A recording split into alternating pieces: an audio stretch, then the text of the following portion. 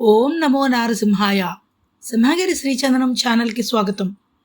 శతాబ్దాల చరిత్రకు, సనాతన భారతీయ ఆధ్యాత్మిక వారసత్వ సంపదకు సాక్షీభూతమైన సింహాచలం శ్రీ వరాహలక్ష్మీ నృసింహస్వామి వారి సన్నిధానంలో స్వాతి నక్షత్ర హోమం అంగరంగ వైభవంగా జరిగింది.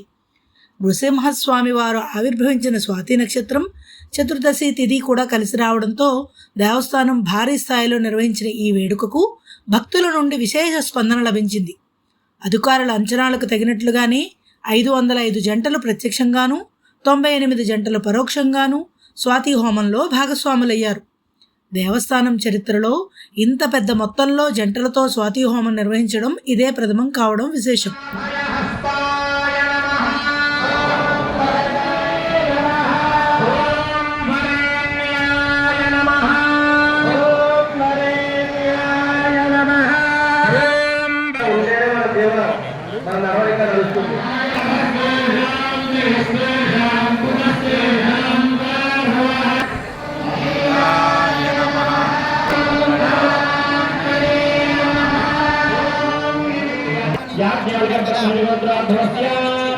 వేడుకలో భాగంగా ఉదయం ప్రధాన ఆలయంలో అర్చకులు రోజువారీ వైదికారికాలు పూర్తి చేశారు.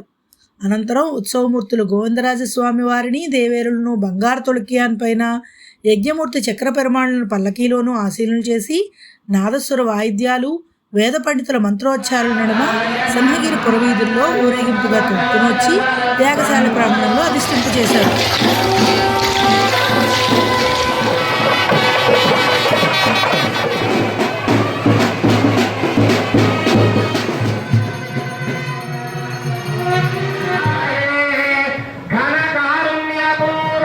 భక్తులందరికీ కంకణధారణ పూర్తి చేసిన అనంతరం ప్రధానార్చకులు శ్రీనివాసాచార్యులు, కరి సీతారామాచార్యుల నేతృత్వంలో అర్చక పరివారం పాంచరాత్ర ఆగమ శాస్త్రాన్ని అనుసరించి విశ్వక్సేన ఆరాధన, పుణ్యాహవచనాది వైదికాధికాలతో హవనం ప్రారంభించారు.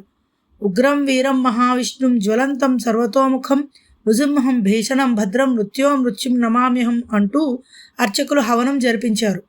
భక్తులతో స్వామివారి అష్టోత్తర శతనామార్చన స్తోత్రం చేయించారు. నారసింహ గోవిందనామ మంత్రాలతో సింహగిరి మారుమోగింది.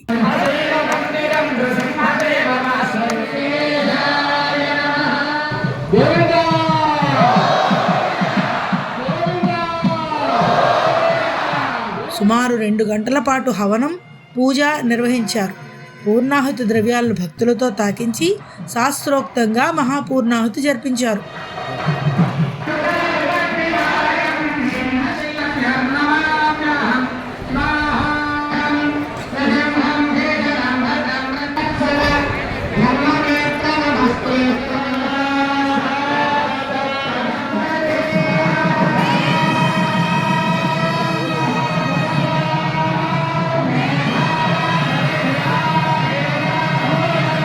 పూర్ణ కలశను ప్రధానార్చకుడు సీతారామాచార్యులు శిరస్సును ధరించగా వేద మంత్రాలు, సాంప్రదాయ వాయిద్యాలతో అర్చకులు, అధికారులు, ట్రస్ట్ బోర్డు సభ్యులు ప్రదక్షిణపూర్వకంగా ప్రధానాలయంలోకి వెళ్ళి తిరిగి యాగశాలకు చేరుకున్నారు.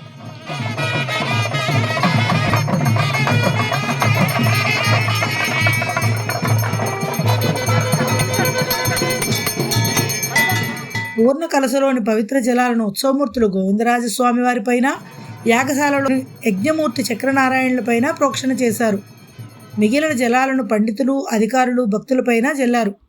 అనంతరం అధికారులు, బోర్డు సభ్యులు, భక్తులు యాగశాల ప్రదక్షిణ చేశారు. యజ్ఞ ప్రసాదాన్ని భక్తులందరికీ అందజేశారు.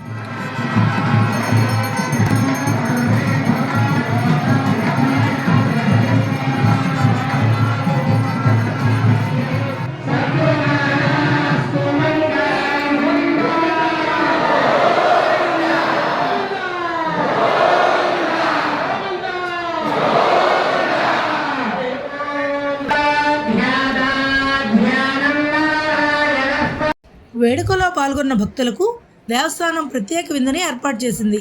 సాంప్రదాయ వంటకాలతో రుచికరమైన అన్నప్రసాదాన్ని స్వీకరించిన భక్తులు ఆనందం వ్యక్తం చేశారు. ఈవో జల్లేపల్లి వెంకట్రావు భక్తుల వద్దకు వెళ్ళి వారి అభిప్రాయాలను అడిగి తెలుసుకున్నారు.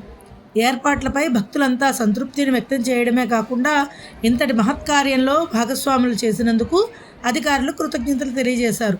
దేవస్థానం పిలుపు మేరకు వేడుకలో భాగస్వాములై విజయవంతం చేసిన అందరికీ ఈవో ధన్యవాదాలు తెలియజేశారు.